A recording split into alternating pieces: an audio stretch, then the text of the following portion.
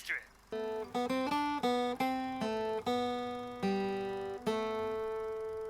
Goes back to an ancient and true rivalry betwixt them no-good Dallas sons of grasshoppers and the good folks of Fort Worth.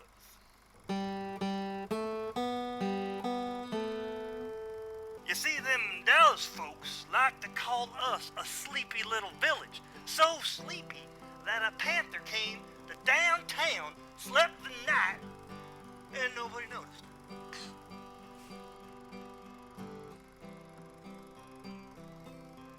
Well, you know Count All Slickers, we took it back.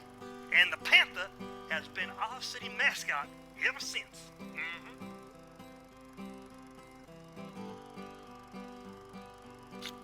Take that, you rattlesnake copping Yankee Dallas mother.